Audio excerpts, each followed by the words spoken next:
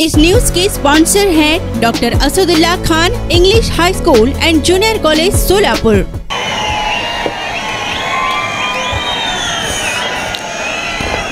महाराष्ट्राची कुलस्वामिनी आई तुळजाभवानी, हिंदवी स्वराज्य संस्थापक, बहुजन प्रतिपालक, कोळवाडी भूषण, रयतेचे राजे छत्रपती शिवाजी महाराज, राजमाता राष्ट्रमाता जिजाऊ माँसाहेब। Welcome to doctor Asadullah Khan English medium school and junior college, जहां हम बनाते हैं मजबूत बुनियादें और संवारते हैं बच्चों का मुस्तकबिल। 10 एकड़ के विशाल कैंपस के साथ ये स्कूल सोलापुर के सबसे बड़े स्कूलों में से एक है। यहाँ natural football ground, volleyball court, basketball courts और बच्चों के लिए एक चिल्ड्रंस प्ले पार्क है। क्वालिफाइड टीचर्स के साथ साथ डिजिटल क्लासरूम्स भी है। बच्चों के ऑलराउंड डेवलपमेंट के लिए इंडोर स्पोर्ट्स अरेना, जिसमें टेबल टेनिस, चेस और कैरम बोर्ड जैसे गेम्स है। क्रांतिबा ज्योतिबा फुले, क्रांतिज्योती सावित्रीमाई फुले, भारतीय राज्यघटनेचे शिल्पकार, विश्वभूषण, महामानव, भारतरत्न डॉक्टर बाबासाहेब आंबेडकर, माता रमाई, माता भीमाई, पुण्यश्लोक अहिल्यादेवी होळकर, लोकशाहीर अण्णाभाऊ साठे आणि सर्व महानायकांना आणि महामातांना विनम्र अभिवादन करते। आज सर्वप्रथम बोलायला सुरुवात करण्याच्या आधी आज 1 मे महाराष्ट्र दिन आणि कामगार दिन, कामगारांचं नगर गिरणगाव म्हणून ओळखल्या जाणाऱ्या या सोलापुरातल्या माझ्या सर्व भावांना आणि बहिणींना महाराष्ट्र दिनाच्या आणि कामगार दिनाच्या मनापासून शुभेच्छा देते।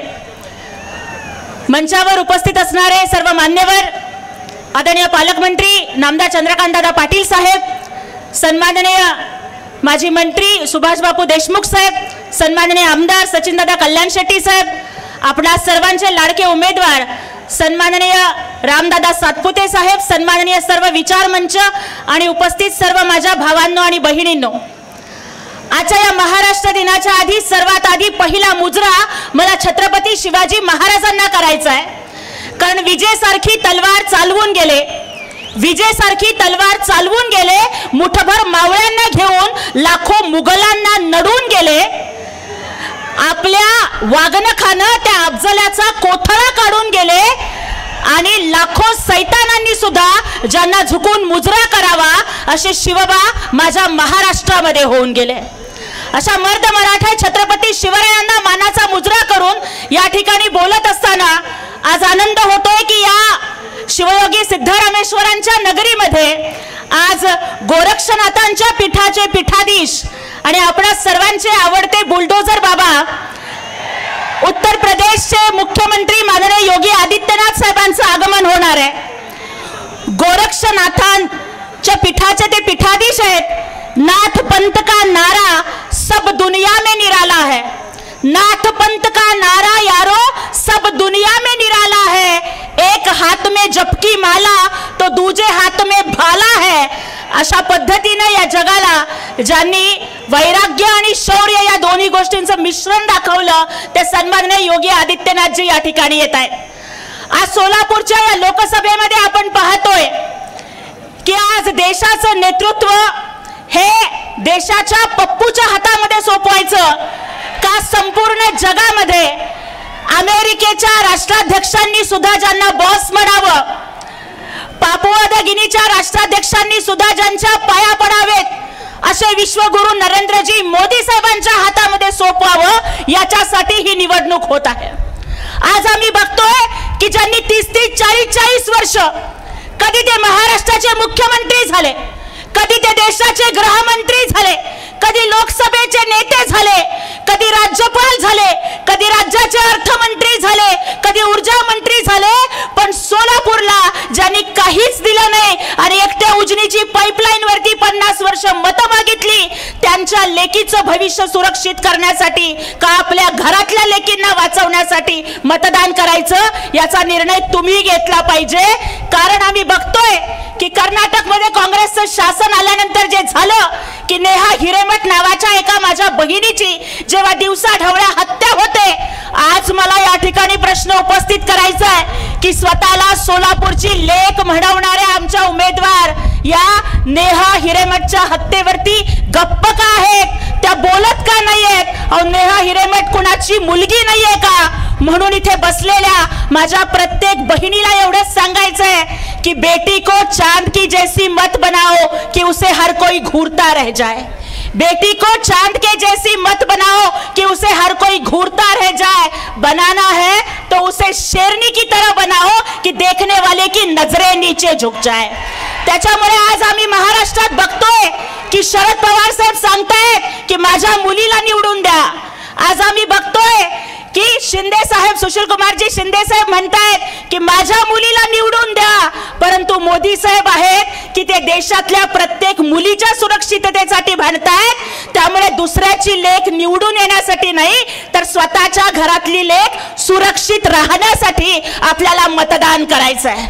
आज या ठिकाणी मला प्रश्न विचारायचा आहे की हा महाराष्ट्र छत्रपती शिवरायांचा आणि फुले शाहू आंबेडकरांचा महाराष्ट्र आहे। याच महाराष्ट्रात ज्या वेळेला उद्धव ठाकरेंचं सरकार होतं त्यावेळेस तो ओवेसी हैदराबाद वरनं आला आणि त्या औरंग्याच्या कबरीवरती जाऊन त्यांनी चादर चढवली।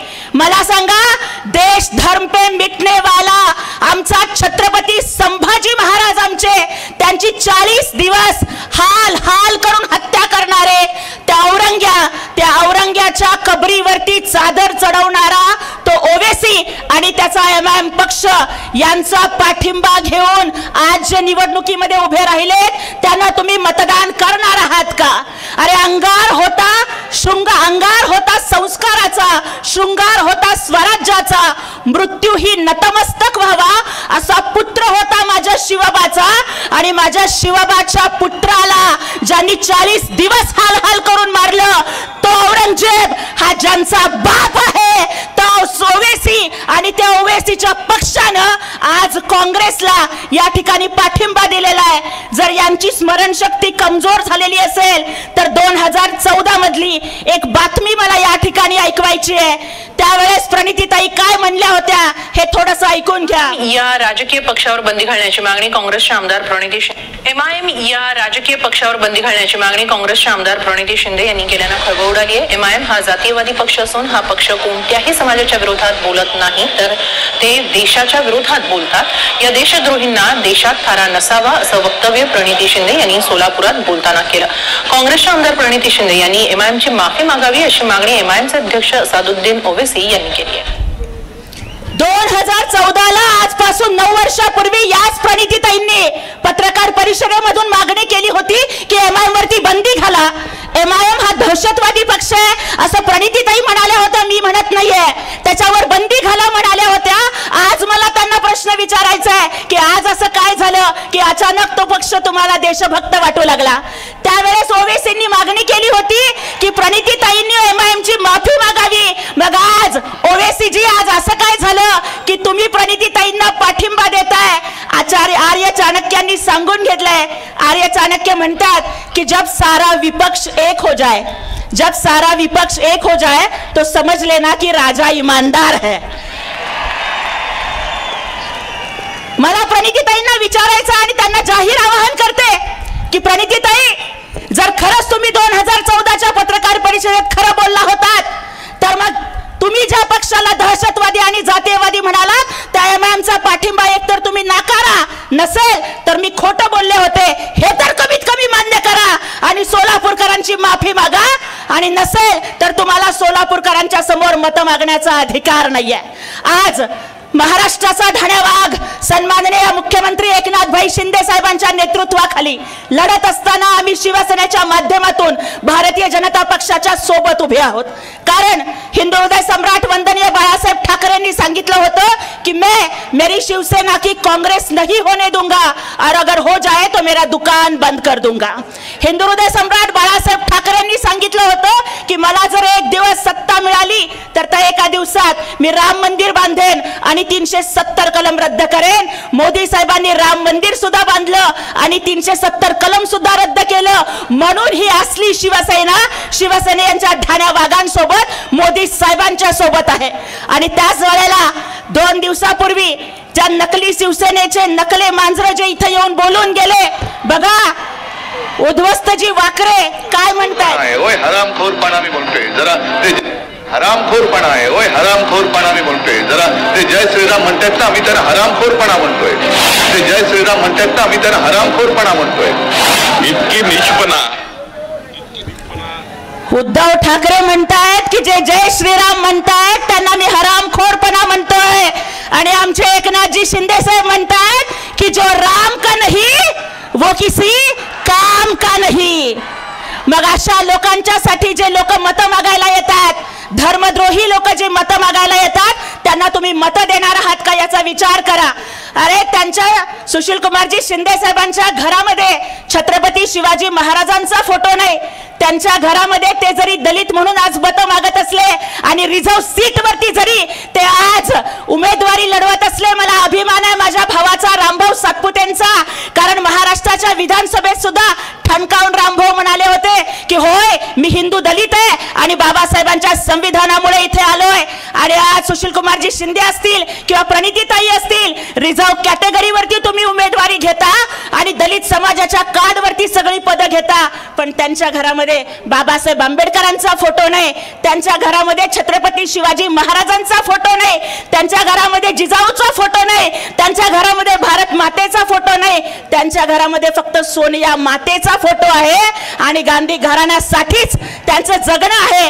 त्यामुळे या लोकांना आपल्याला त्यांची जागा दाखवून द्यायची आहे। हजारो सोलापूरकर जे माझे भाऊ बहीण डिग्री घेऊन सुद्धा त्या इंटरसिटी मध्ये रोज सकाळी बसून आपल्या आई वडिलांना सोडून पुण्यामध्ये काम करायला जातात, आज त्यांचा बदला घेण्याची वेळ आलेली आहे। आज माझ्या हजारो बीडी कामगार, बांधकाम कामगार भगिनी ज्यांना आतापर्यंत न्याय मिळालेला नाहीये, त्या सर्वांना माझं आवाहन आहे की विकासाचं नवं स्वप्न आज आपण रामभाऊंच्या माध्यमातून साकार करणार आहोत। त्यामुळे थोड्याच वेळात योगीजींचं आगमन होणार आहे। मी एवढंच बोलते कि ना शादी ना बच्चे ना धन ना ही वो सत्ता के भोगी है, ना शादी ना बच्चे ना धन ना ही सत्ता के वो भोगी है, जिनको देखकर गुंडे थर थर कांपे वो आदित्यनाथ योगी है, जिनके भाषण सुनकर सरहद का दुश्मन डर जाता है, जिनका भाषण सुनकर सरहद का दुश्मन डर जाता है, जो कोई करने की सोच भी नहीं सकता वो योगी जी कर जाते हैं। आणि त्यामुळेच शेवटी एवढंच म्हणते की योगी आदित्यनाथ के नाम का हमने असर देखा है, योगी आदित्यनाथ के नाम का हमने असर देखा है और देश के दुश्मनों की आंखों में हमने योगी जी का डर देखा है। अशा पद्धतीचं नेतृत्व आज या ठिकाणी येते। पुन्हा एकदा 7 तारखेला कमळाच्या चिन्हासमोरचं बटन दाबून एक ऊसतोड कामगाराच्या गोरगरिबाच्या मुलाला रामभाऊ सातपुतेंना प्रचंड बहुमताने विजयी करावं, एवढंच आवाहन या ठिकाणी करते आणि थांबते। जय हिंद, जय महाराष्ट्र, जय शिवराय, जय भीम, जय श्री राम। राइफल शूटिंग और आर्चरी की भी फैसिलिटीज तैयार की जा रही है।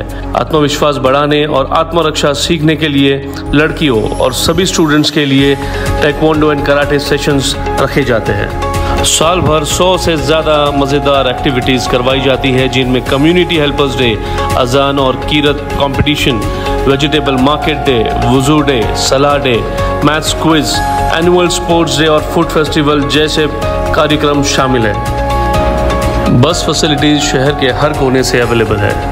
अपने बच्चे की ओवरऑल डेवलपमेंट और बेहतर फ्यूचर के लिए आज ही एनरोल कीजिए doctor Asadullah Khan English medium school and junior college में।